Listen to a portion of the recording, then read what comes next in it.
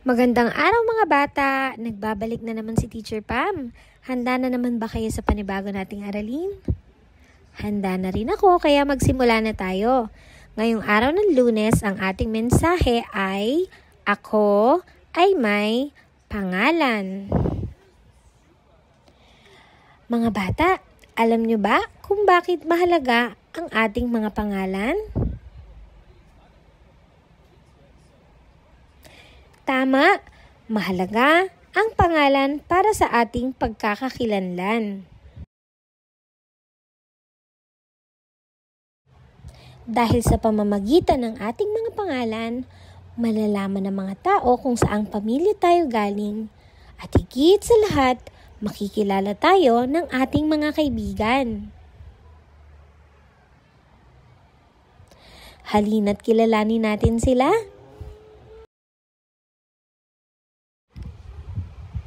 Sagutin natin ang tanong na, ano ang pangalan mo?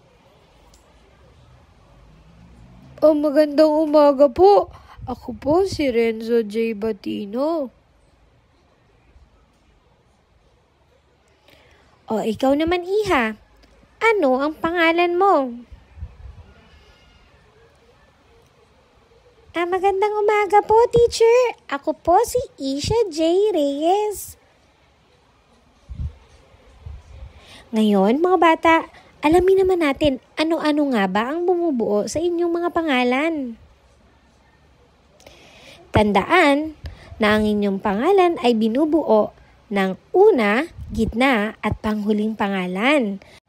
Ang unang bahagi na Renzo ay ang kanyang pangalan at ang J ay ang unang letra ng gitnang apelido. Ang kanyang gitnang apelido ay Javier. At ang kahulihan naman na Batino ay tinatawag na apelido. Ito yung nanggagaling sa inyong mga magulang. Ngayon, dumako naman tayo sa paraan ng pagsulat ng inyong mga pangalan, mga bata.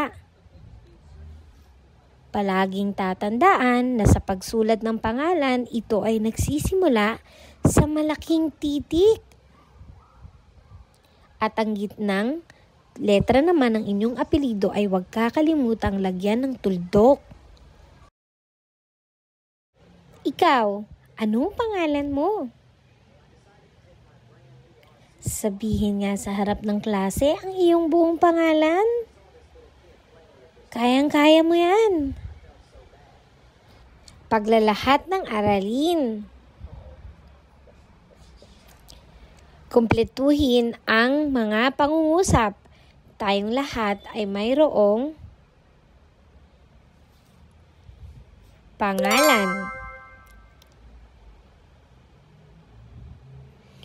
Ang iyong pangalan ay nagmula sa iyong mga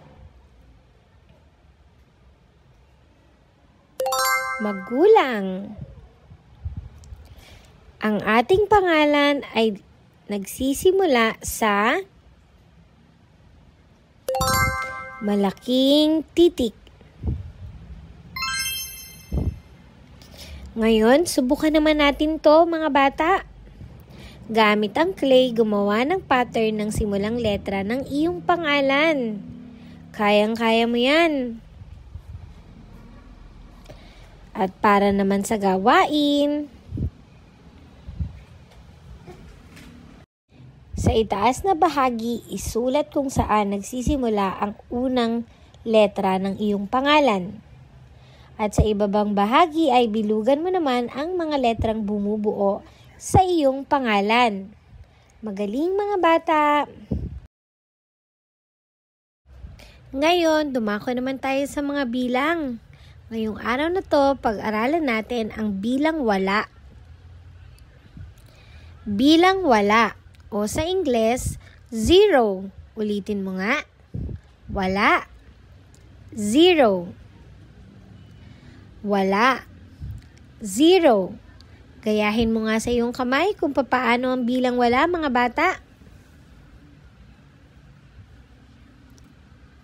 Ang basket ay walang laman. Zero. Ang garapon ay walang laman. 0. Ang wallet ay walang laman. 0. Oras na para sa gawain, mga bata. Kulayan ang lahat ng bilang wala, samantalang sa baba, bilugan ang mga basket na walang laman.